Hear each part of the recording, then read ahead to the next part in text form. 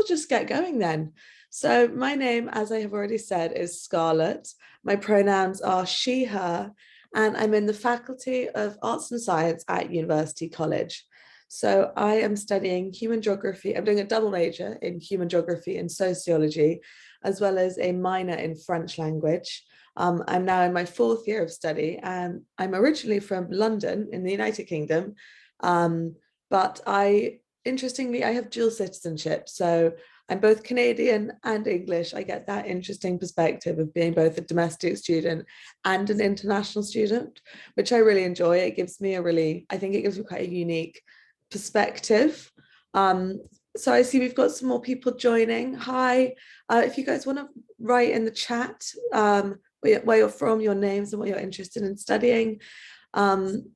So today's tour is going to focus on the student experiences here at the University of Toronto St. George campus. So before I begin, I want to show you guys on screen here some of my favorite pictures that I've taken of campus. I think these were mostly taken when I was living on campus. The lighting, absolutely gorgeous. The campus in winter when it snows, I absolutely love it.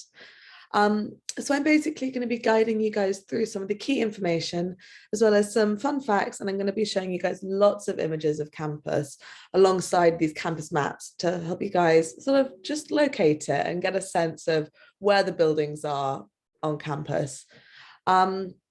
So please post any questions you guys have in the chat as we're going along, and I'm going to try my best to answer them as I go. We will also have time at the end for a little Q&A session. So if there's anything you want me to go over or any other questions you have at the end, basically feel free to ask questions as I go or at the end. It's very much up to you. I also want to let you guys know that we do have a closed captioning option for accessibility purposes, but also please let us know in the chat if there's anything else we can do to make this tour more accessible for you guys. And I will ask that you guys hold on to any questions that relate to admissions or finances. At the end of the tour, there'll be a resource page, which will tell you how to get in touch with our recruitment officers. And these guys are much better equipped at answering these questions than I am. And I also want to let you know that this tour is part of our full campus week event, and we have a platform, a website that specifically you guys can use to access the programs there, as well as additional info sessions, as well as Q&As by recruitment and admission staff who, as I previously mentioned, are much better at answering any questions about admissions or finances. So with that being said, let's get going on to the tour. So the University of Toronto was founded in 1827, which technically makes it older than Canada. However, this is not older than the land on which the university lies. So I wish to acknowledge the land on which the University of Toronto operates.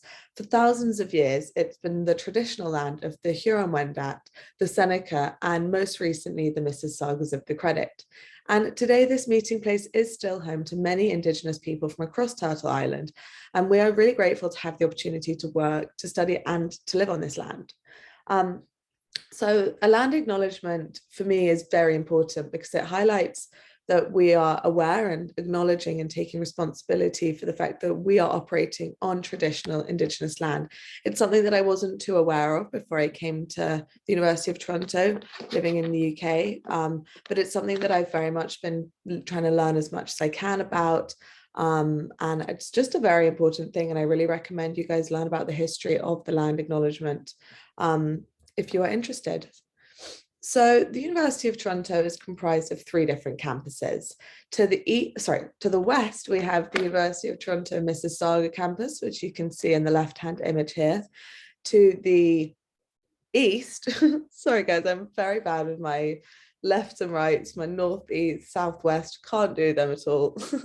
To the east, we have the University of Toronto Scarborough campus, which you can see here on the right. And in the middle, we have, in downtown Toronto, we have the St. George campus, which is the founding campus that we are going to be exploring today. So just want to check in with everyone. Can everyone hear me okay? And does anyone have any questions so far, or is everyone all good? Just to check in, and if you can either give me a thumbs up, a smiley face, a full conversation in the chat, but as long as you guys can hear me, that's great. So as I mentioned, the campus is older than Canada and the city of Toronto itself, which basically means that the city grew around the campus. So it really is located in the heart of downtown Toronto. So as I've mentioned to you guys previously, I'm a geography student and I'm actually hoping to pursue something to do with urban planning. So because of that, I'm just really fascinated by the layout of the city because I think it's really cool the way that the city encompasses the campus. Partly because it gives you that campus feeling as well as the big city experience. And this was actually one of the main reasons that I chose to come to the University of Toronto, because I really loved that it had that small, in a way, it has that really small campus feeling, but you still are located in the heart of downtown Toronto, which is such a unique opportunity to have. So yeah, just a very interesting little fact about how the city is situated. So although the University of Toronto is the largest of the three, or the St. George campus, sorry, is the largest of our three campuses, you do still have these little academic communities within. So basically, when you're admitted to the university, you'll join one of our 5 direct entry faculties. And these basically act as smaller academic communities where you guys will meet peers with similar interests and goals. And you can see these on screen here. So we have arts, commerce, and science in one. We've got engineering in another faculty. We have architectural and visual studies in our next one. We also have kinesiology in one of the faculties. And then in our final faculty, we have music. So the Faculty of Arts and Science is our largest faculty, which offers 300 programs with 4,000 courses across arts, science, and business. So students who are applying to the Faculty of Arts and Science, basically you apply to a general admissions category, and then you select your programs from the end of first year, but also it can be later if you wish to change. And students really have total flexibility to combine programs and to create very unique, personalized degrees. And I just want to draw your attention to the images on screen, which shows Sydney Smith Hall, because this is basically one of the hubs for departments and classes within the Faculty of Arts and Science. So especially in first year for me, I had a lot of my smaller lectures, but also tutorials in this building here in Sydney Smith Hall, which was really great for me because it was also right opposite from my residence building, which was great for those 10 a.m. classes. So now we're going to talk about the college system a little bit. So as I've mentioned, the Faculty of Arts and Science is home to over 27,000 students, which makes it one of Canada's largest and most diverse academic divisions. So basically the way the college system is designed is that it helps to break down the faculty. So you have these smaller, more manageable groups through the 7 different colleges. And you can see on screen here, we've got New College, we've got Innis College, Wordsworth College, Trinity College, University College, which is my one, Victoria College, and then finally St. Michael's College. And I do want to just let you know that the colleges are only for students who are in the Faculty of Arts and Science. So these basically act as your home away from home. They give you smaller social communities, and it basically helps to make your student experience slightly more intimate, slightly more close-knit, while still giving students access to this large array of program offerings. In fact, the largest array of program offerings in Canada. So on the right-hand side here, you can see Innis College, and then on the left-hand side, you've got, I got that wrong. On the left-hand side, you've got Innis College, and on the right-hand side, we have New College. So when you're applying to the Faculty of Arts and Science, applicants basically list their top 3 preferred colleges, but these really vary in size, in age, in tradition, as well as in location. So the way I see it is that there really is no wrong choice. It's all about personal preference. So for example, on the right-hand side here, you can see Trinity College, which is arguably our most photogenic college. So if you want something that's really gorgeous and small, Trinity College could be perfect for you. St. Michael's College, which you can see here on the left-hand side, is another big and very gorgeous college. Not big, sorry. It's another, sorry, what I mean by that is Trinity isn't a big college. St. Michael's College is one of our bigger colleges. It's got a lot of outdoor, it's got a gorgeous outdoor space. So that could be the one for you. So on the right-hand side here, you can see University College. So the reason that I chose University College is because when I was applying, I basically wanted something that was slightly older, and I really wanted a big college. That was a big important thing for me. And then on the right hand side here, you've got Victoria College, which interestingly my grandpa went to. So I think he was secretly a little bit annoyed that I chose University College over his college, which was Victoria College. But, you know, we've all got to pave our own path, do our own thing. So I just also want to let you guys know that all the colleges do offer the same supports and services. We've got social and recreational activities such as intramural teams. During my first year, I actually was a part of the University College soccer intramural team, and it was great fun. I can't say my soccer skills improved too much, but I met great people and I met a lot of friends and I had a lot of fun. We also have student governments, we have newspapers, there are library facilities, and I can safely say that I've visited many of the libraries on campus. We have meal plans as well as different residence options. It's also important to note that the colleges are non-academic, which means they welcome a really diverse mix of students from across all programs. And then also we have the 4 other direct entry faculties. And although these don't have college memberships, students from these faculties are still able to live at college residences, which is really good. So here you can see some pictures of me participating in college activities. Some of my favorite pictures in the middle here, you can see me modeling some of the college merchandise. And on the bottom left corner, so I'm one of the social deputy commissioners for my college. And for that, we organize college social events, and you can see us in attendance at one of them here. Top left-hand image is me in the library, a classic place that I've spent a lot of my time. So now we're going to talk about the Faculty of Applied Science and Engineering. And this is actually the top engineering school in Canada.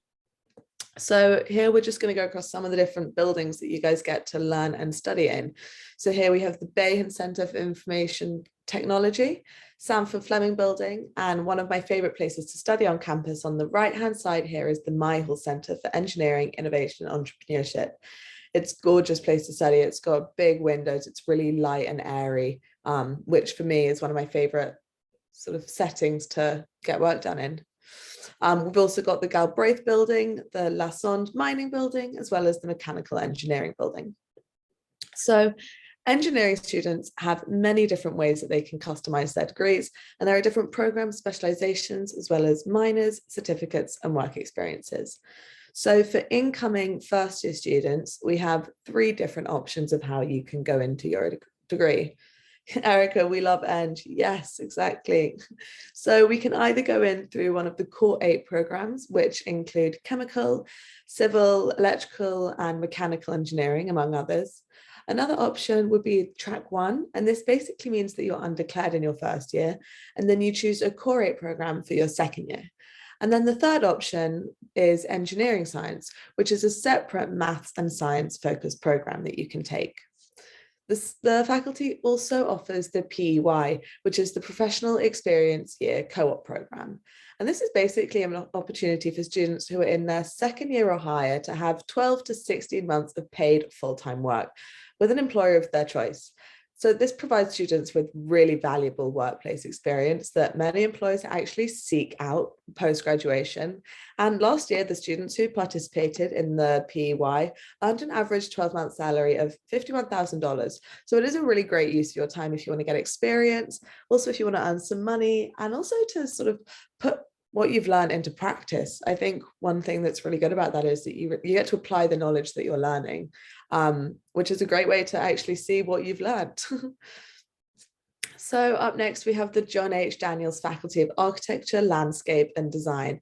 And here you can see in the map, the Daniels building, and you can see images of it here. And this is arguably my favorite building on campus, just as an aesthetic. It's got this amazing mixture of this traditional building and modern design, which you can see on the bottom right image. On the left hand side, you can see the more traditional style, and then on the right, you can see the more modern build. So this faculty basically either offers an honours Bachelor of Arts in Architectural Studies or in Visual Studies. So it's a really tight-knit faculty, as you can see, with the student-professor ratio of 25:1, which is very impressive. Also, the professors are often practicing artists and architects, which allows students to have unique opportunities to showcase their work, as well as to as well as attend events throughout the city. You can see that's taking place on the right-hand image here. It also means that the course content is really actively engaging with the city, and it uses Toronto as a sort of living laboratory, which is a great way to combine where you're living with what you're learning. You can sort of hear the geography student in me coming out when I talk about things like that. Before I continue, I just want to check in with everyone. Is everyone still able to hear me? Can everyone see the screen that I'm sharing? Does anyone have any questions or any issues with what's going on? If not, that's totally okay. Reshma, yes, you can hear me. That's great. I'm assuming that yes is to that part of it. And yeah, you are welcome to post questions whenever you want to, if you have any. And we will be able to answer them, hopefully. So yeah, so we've spoken a little about architecture. And now I want to discuss with you guys our next faculty, which is the Faculty of Kinesiology and Physical Education. So this faculty offers a bachelor's in kinesiology.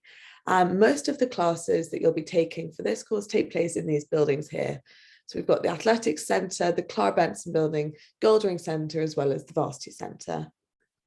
So it's basically an interdisciplinary program, which is focused on research, as well as professional placements and a lot of hands-on experience. So our first year students actually even get to work with cadavers in their anatomy labs. So yeah, again, here you can see some of the pictures that your classes will be taking place, including the Athletics Centre, Varsity Centre on the bottom right. So it's a very small faculty. It admits only 250 people per year, but it means that students have a really intimate learning experience. And as you can see in the top left image, we have outdoor education opportunities, which is really cool. Students who are in the Faculty of Kinesiology are also able to obtain a minor from a program within the Faculty of Arts and Science. So that's just going back to that whole fact that we really have the ability to build and customize our degrees here, which is really great opportunity. So our final faculty is the Faculty of Music, and here are two of the buildings that music classes often take place in. So the Faculty of Music offers an outstanding education in music with two different degree options. So we can either go in through the Bachelor of Music or the Bachelor of Music in Performance, either in the jazz or the classical streams. So the faculty gives students access to state-of-the-art performance areas and large rehearsal rooms, as well as the largest music library in Canada. So you can see on the top left here, we have one of the performance halls, which are amazing.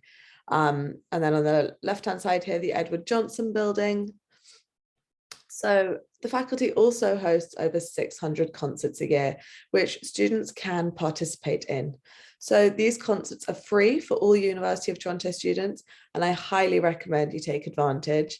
Attending these concerts is something that my friends and I have loved doing, partly as a way to sort of explore the different buildings on campus, as well as to explore the talent at the university, but also to take a break from our busy lives. Any questions? Remember, you guys can just post them in the chat and I will answer them as we go along. So yeah, highly recommend going to see any of the concerts if you can. You can see on all these images here, people performing, and people are very talented. You know, that might sound like an obvious thing to say, but it's easy to forget how talented people can be. So yeah, it's really great.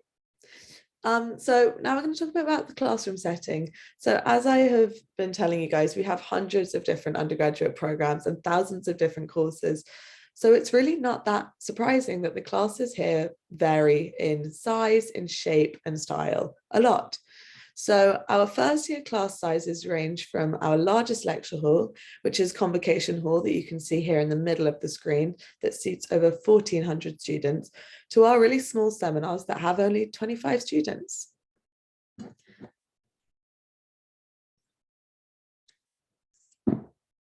Sorry.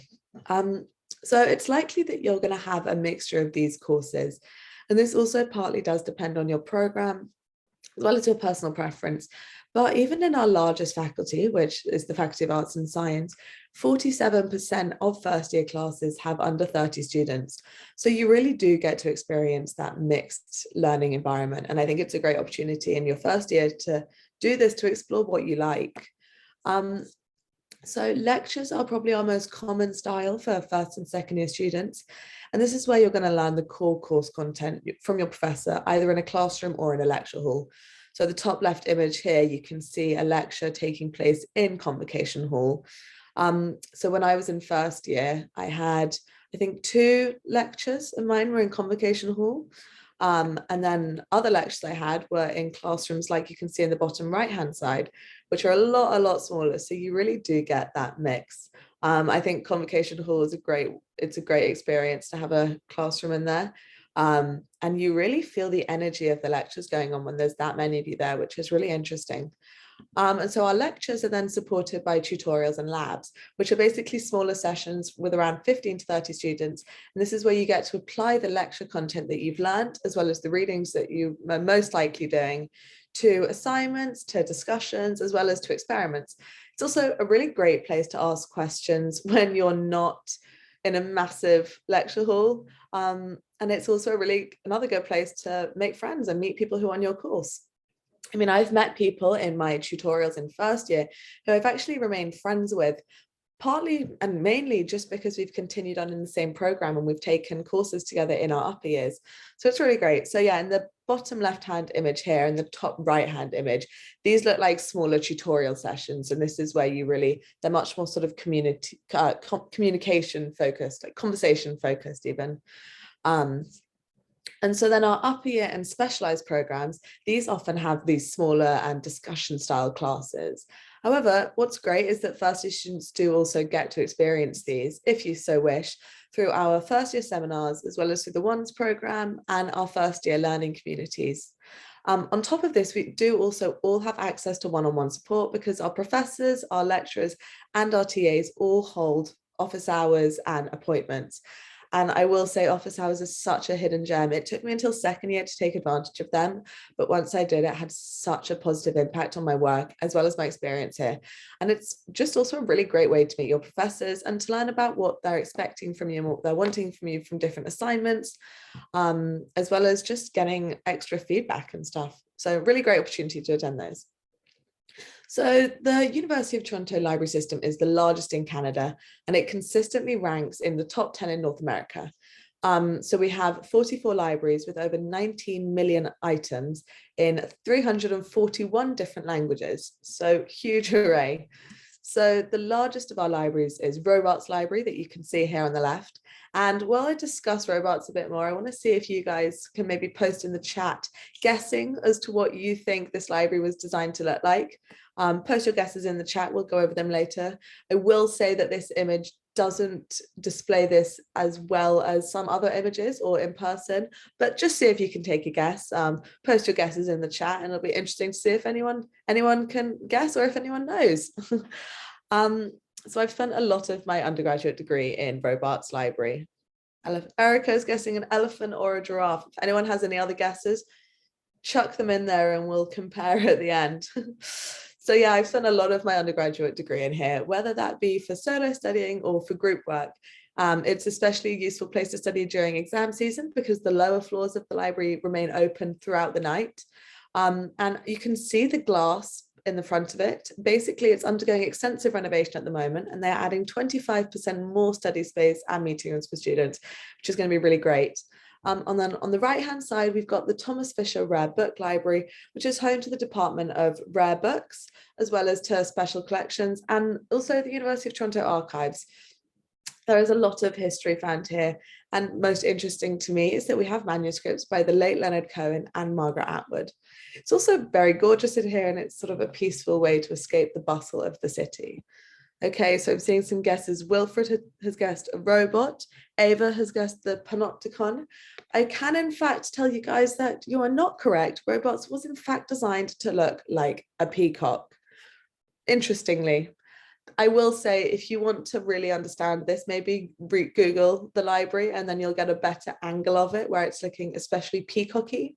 This image maybe doesn't display its bird-likeness as well as possible. Erica, you might agree with me. There are better angles than this one here, but you get the idea.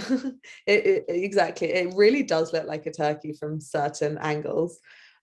Turkey, yeah, that's another one. I didn't mean that. I was just reading and then anyway. The libraries that we have are home to more than just these books. Another really incredible resource that I push you guys to take advantage of are our librarians, because all first year students get access to a personal librarian, and they're really great at helping with research, which is likely to be new for a lot of people, a new experience for a lot of people at least, but also they can help access library resources across campus, because we do have a bunch of specialized libraries, such as the Gerstein Science Information Center that you can see here on the right-hand side. And this is home to lots of life science and physical science collections. And this library here, in fact, this room, is actually another favorite place of mine to study, because it's got loads of natural light again. That sort of seems to be a key factor in where I like to study, is there a lot of natural light? That's basically how I judge where I'm going to study from, which I think is fair enough. We all have our preferences, whatever helps us get through our assignments. So speaking of research, the University of Toronto is a research powerhouse. We actually produce the second largest number of science papers in North America, following on from Harvard. And here you can see just a few of our scientific laboratory research areas. We've got the Ramsay Wright Laboratories, the Medical Science Building, as well as the Lash Miller Chemical Labs. So the university attracts $1.37 billion in research funding every year. And there are so many ways that you can get involved. So students are able to volunteer with their professors. They can engage in their own research projects, and they can also participate in the research opportunities programs, which are available from second year. And they basically give students the chance to complete a supervised research project for course credit. So I'm actually undertaking my own research project at the moment. I'm working with a group called Parks People. And there's a group of us students from U of T, there are 6 of us, and we are working with someone from Parks People to help design infrastructure as well as social resources to go in parks to make them more accessible for people living in encampments and people who are experiencing homelessness. It's a really great way for me to apply everything I've learned to a hands-on project where I actually feel like I can make a difference and make a change. And it's a really great, the university did a brilliant opportunity at finding different placements for us to work with, different groups. I really have so much appreciation for the fact that they were able to put me in a project which is so suited to my interests. So I really recommend that anyone who's interested really looks into doing something like this. Another research, I'm doing another independent research course with a group called Bousfield, who are an urban planning firm in Toronto. And I'm working with them to create a handbook, which they can use which is basically like a consulting handbook for them to use to have as best practices as possible when working with Indigenous people and when working like covering Indigenous issues. And it's also very relevant because the land that their work traditionally takes place on is Indigenous land. So yeah, research projects I think are a great way for people to get involved with the amazing opportunities that the university are able to give us. Because they basically give us opportunities to participate in the University of Toronto's really long legacy of major research discoveries. Although mine aren't so scientific, it's social science research, it's just a different type. But talking of scientific research, our researchers have discovered insulin. They've discovered the first electronic heart pacemaker, as well as artificial larynx, nerve transplant, and also artificial pancreas. So yeah, as you can see, there's a lot of impressive research history here. And this is conducted at the labs and facilities across our campus, as well as at nearby hospitals and many of our different libraries. So just want to check in with everyone. Has anyone got any questions for me? Is everyone doing okay? Can everyone hear me? Keep asking the same thing. Obviously, no pressure to comment anything in the chat, but yeah, just be aware that you can comment in the chat if you want to. Loud and clear. Thank you, Wilfred. So as such an international university, which I can vouch for as a sort of semi-international student, one of the university's priorities is providing students with a truly global education. So students have the opportunity to gain international experience through exchanges, as well as through classwork, through research, and through work. So we have traditional exchanges available with over 170 different international partners across the world. So you can see here just some pictures of people on their different exchanges abroad. We also have the summer abroad courses, which basically transport a University of Toronto classroom to a location where that subject is relevant. And we have more than 1,000 students traveling to 19 different destinations with this program. For example, if you're interested in studying contemporary issues in Chinese politics, you can study that in China. You could study conservation in the Galapagos. You could also study, which is what a friend of mine and I were going to do, you can study French language in Tours in France. However, sadly, because of COVID taking place, the summer that we were supposed to go, we weren't able to. However, despite these restrictions from COVID, the university have remained adamant that there will be ways for us to get that abroad experience. And so we do still have opportunities to enhance our studies with an international experience through global classrooms, which is offered by the Centre for International Experience, as well as virtual field trips, so that you really, like, we're not able to travel and yet we still are able to get that cross-cultural learning and experience. So it's really amazing that the university have managed to give this to us. And it's a very valuable opportunity that I recommend taking advantage of if you can. So the St. George campus has a really wide array of services available for students who are seeking support, guidance, as well as community at the University of Toronto. And you can see on the screen here a map showing just a few of the buildings that would be a great place to go to. So I say that the best place to start is the Coppola Student Services Centre, which you can see here on the right-hand side image. Because this is where many of our services are located. And this includes the University of Toronto Bookstore. We have the Health and Wellness Centre here, the Career Centre, as well as housing services. If you go onto the previous slide, you can see back around this side is where we have our First Nations house. We've also got accessibility services, our multi-faith centre, the sexual and gender diversity office, and many, many others. So personally for me, accessibility services have really been a continued support for me throughout my time here. But I also make great use of my college writing centre. And I think I book an appointment with them for maybe every single essay that I have to write. So, take advantage of the resources that are available is what I will say to you. Because whatever your needs as a student, the university really is invested in ensuring that we can reach our learning potential, but also that we stay well, healthy, and connect with our peers. And the proof of the success of our student services are seen with the fact that 91% of students continue on to our second year, which is actually higher than the Ontario average.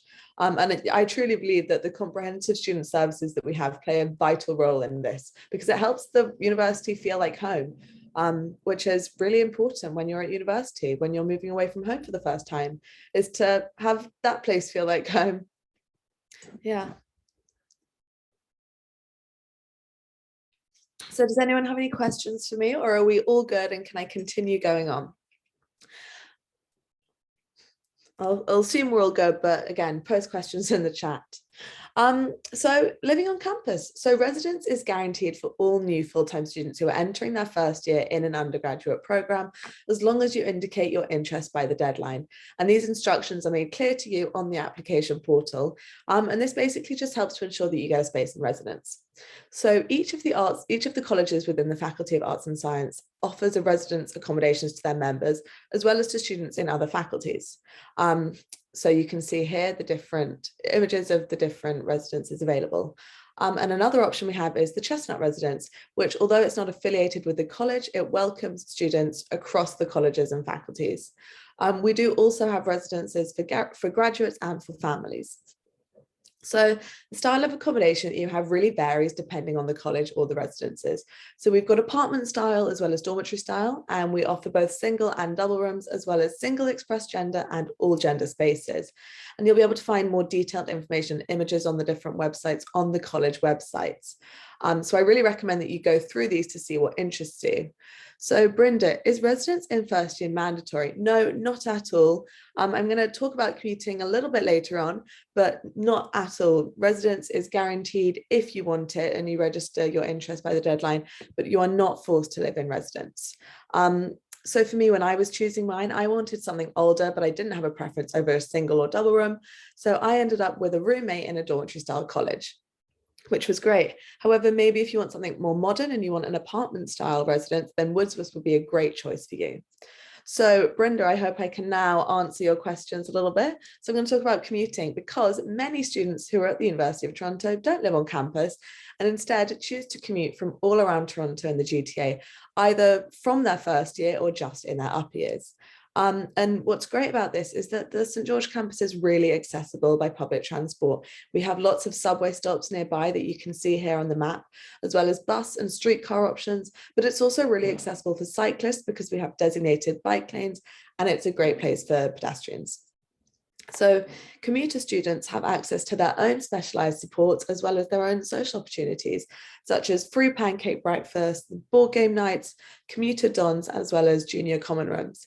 And so for students who are interested in living off campus at some point in their undergraduate degree, the housing services are a great resource to access to get help finding housing, as well as roommates, and also just understanding your rights as a tenant.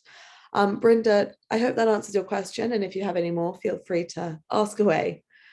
So you can just see here on screen some images. That's the streetcar. The bottom left image is one of the common rooms that we have. And the bottom right image, you can see one of the commuter social events taking place.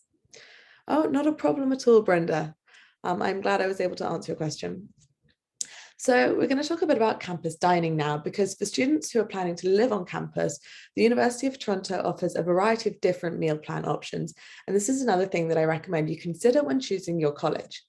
So in dormitory style residence, such as University College, we have mandatory meal plans, and the bottom left image there shows the University College dining hall.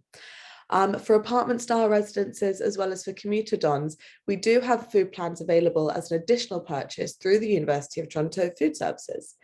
And our dining halls really do accommodate for a wide range of dietary restrictions. So there's something for everyone. And I really don't want that I don't want to let that put anyone off living on residence or choosing a meal plan. And if you have any other questions about that, you can check out the link that Erica has just posted for you guys. So we're going to talk a bit about the athletics facilities on campus, because the University of Toronto Sports and Recs offers opportunities for every different ability. So if you want to participate in team sports, then we have 3 different levels of competitive sports to participate in. In fact, this isn't just for team sports. Ignore me, this is for lots of different things. So our top level is the varsity, and these people play from university to university. We've then got the developmental league, which is a cross-campus thing. And then finally, which means you're playing between the St. George campus, the Mississauga campus, and the Scarborough campus. And then finally, we've got the intramural teams, and those are played between the different colleges.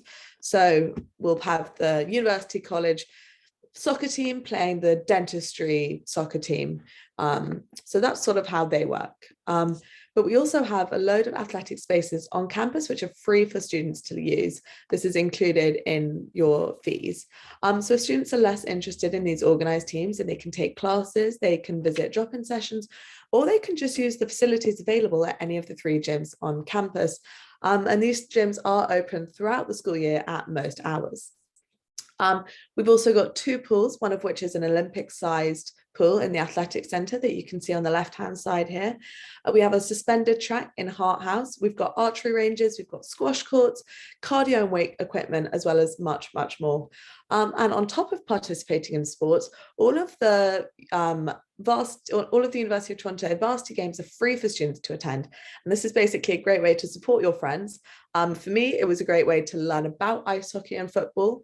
These are 2 sports that I knew hardly anything about before coming to the University of Toronto, but I now love to go watch them, particularly the ice hockey games. They're so fast paced and fun to watch. Erica loves the Zumba class at Hart House. Amazing. Yeah, the classes that are available are really fun to participate in. Really great. Really recommend joining those when you can. So finally, we're going to talk a little bit about the co-curriculars and the student activities, because a huge part of the student experience that we haven't discussed are the co-curricular and the student activities that we have here on campus. With over 1,000 clubs, student groups and organisations on the St. George campus, there really are opportunities to engage with your peers and explore new interests. So the image on the right-hand side here shows the University of Toronto Students' Union Clubs Fair, and this takes place at the beginning of the school year, and is a really great way to explore your different options. And I recommend that you check out ULive for a full list of our clubs. just so you can really get your way through it and see what we've got. So from photography to beekeeping, as well as to student council, there's community for everyone. But if you can't find a club that interests you from this whole list, then you're able to create your own club with the help of the University of Toronto Students' Union. So this is a group which supports students.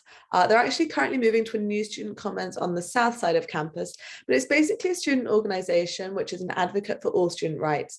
They represent all full-time students here at St George campus, and they provide a number of services, including the university health insurance plan, bursaries, and surprisingly useful is discounted printing.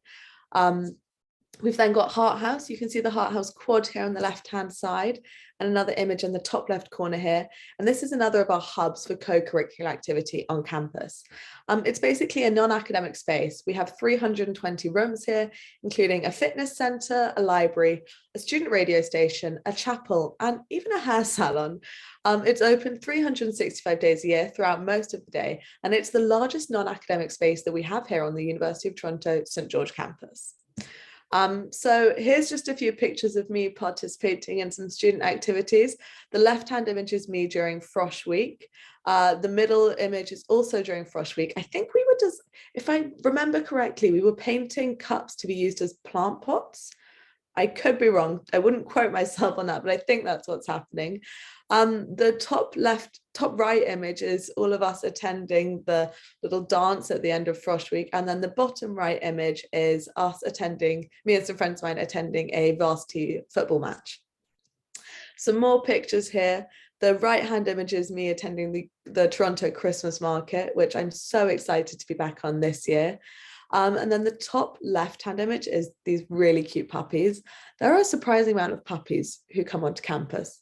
And then the bottom right image is me and my housemate dancing in the snow during lockdown, getting very excited. So guys, I want to thank you so much for attending my virtual tour. I hope that I've managed to show you guys the diverse student experiences that we have on offer here, as well as the really wonderful community that this university provides. We do have many other ways that you guys can connect with us virtually. If you visit discover.utoronto.ca, this will allow you guys to sign up for our events, our info sessions, recruiter-led chats, and more. We've also got the specific Full Campus Week site that you guys can go on to. So now it's over to you guys for a little Q&A. Please feel free to ask me any questions. Just pop them in the chat. I also want to give a big thanks to Erica, who's been a great backup guide. And yeah, if you now want to join me on screen so that we can answer some questions together. Yeah, anyone, post your questions away and we would love to answer them. I hope everyone's enjoyed the tour. And if there's anything that people want me to go over, if there's anything that I didn't cover, or if there's something that you want me to go into a little bit more detail about, then I can also help with that. Yeah. I'll give you people a couple minutes to type questions out. I know it can be quite slow.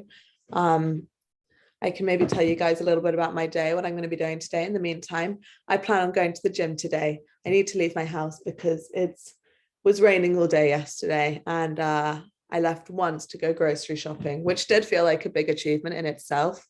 So yeah, I've actually booked a gym slot at Heart House. That's my favorite gym.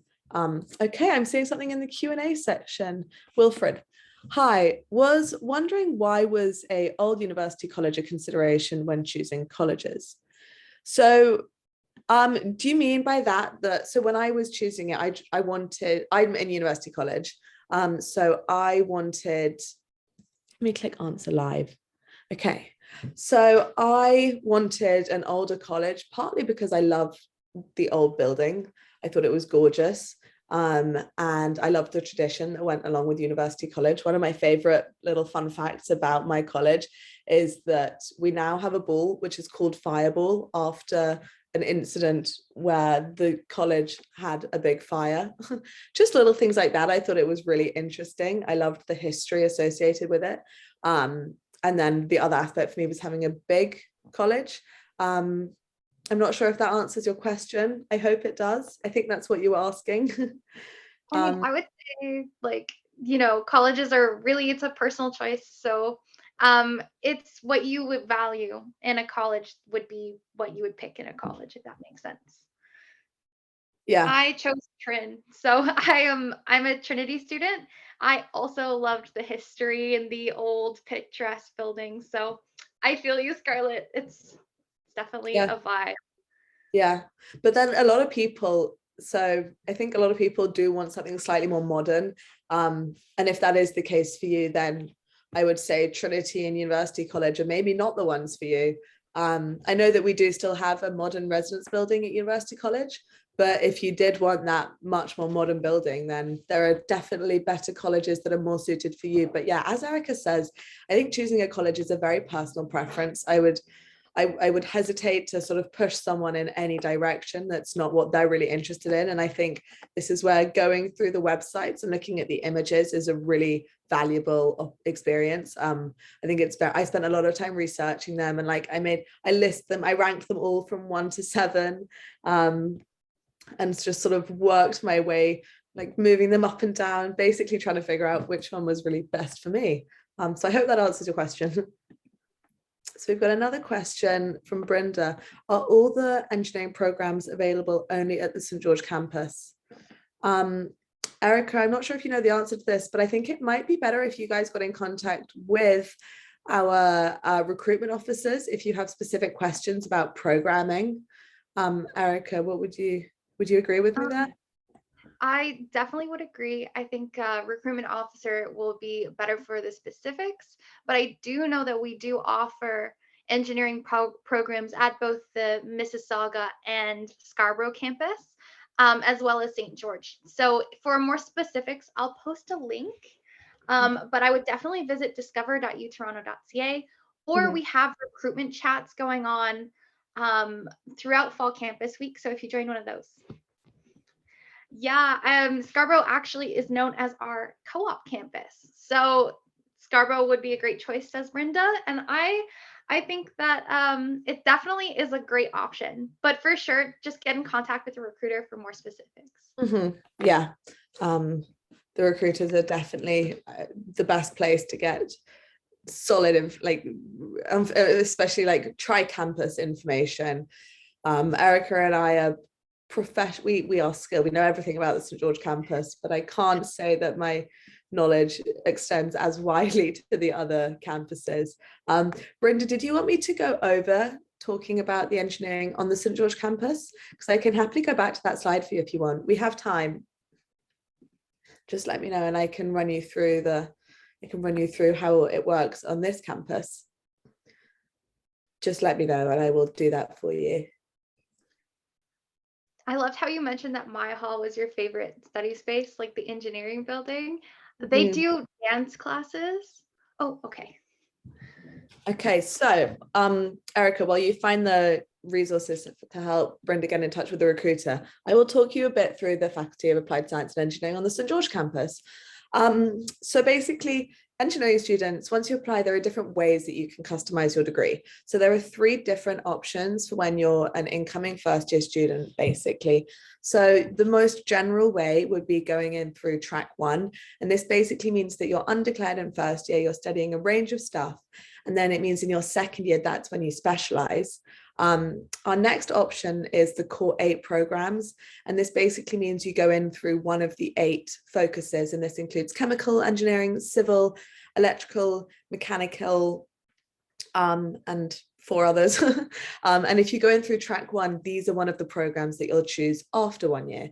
And then the third option would be engineering science. And this is a separate program which is focused on maths and science. And then, as Erica says, Scarborough is said to be the co-op campus. So the option that we have for co-ops is available on the St. George campus. And this is the PY, which is the Professional Experience Year program. And it's basically a 12 to 16 month employment opportunity where you do paid full-time work. You can do it from your second year onwards, and you'll be earning the last year's average 12-month salary was $51,000. And you basically in a workplace setting for 12 to 16 months. And yeah, I hope that can help. And then also if you wanted, so we've got if you wanted to talk to a recruiter during Full Campus Week, we've got the link there for you, but you can also go to discover.utoronto.ca, which is the link on screen here. And that also gives you another way to get in contact with our recruiters. So yeah, does anyone else have any other questions for us? Brenda, if you have more questions, please ask away. I hope that was able to answer as best as possible. And yeah, any other questions? Let us know. We will do our best to answer them. And if you don't have any questions, you don't need to stay. You are free to leave if you wish, if you don't have any other questions for us. If you do choose to leave, I would just request that you give a little thanks to Erica, who's been a really great backup guide today, giving us all the links that we've been needing. So yep, big thanks to Erica for her help. And thank you. It was a great presentation. And thanks for everyone for coming. It was definitely a fun tour. Yeah, so we've got more time. So not kicking you out, but if you do have to leave, or if you've got all the information that you need. Thank you. Thanks, guys. Thank you. Yeah. Okay, well, I hope everyone who's signing off now has a great day. Happy Tuesday.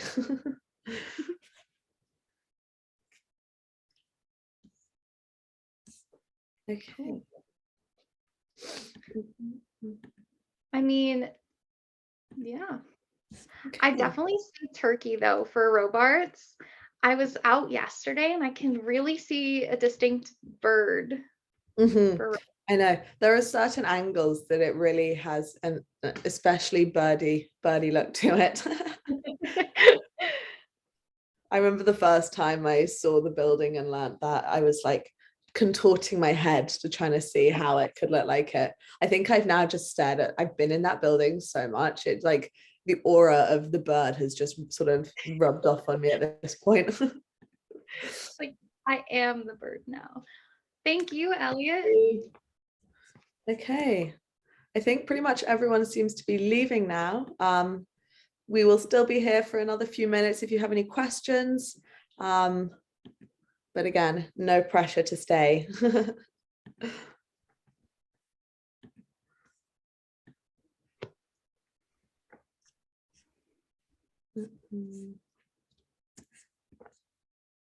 Okay. I feel like my attendees list isn't right. Mine says I've got 3 attendees, but I can only see 2 people. So I'm not too sure about that. I'm also experiencing the same. So interesting. Well, we'll keep waiting just in case anyone has any questions that they wanted to ask, maybe once other people have left. But if not, I think we might be, I think everyone might be leaving us now. I think that might be us almost done. Alrighty. Okay.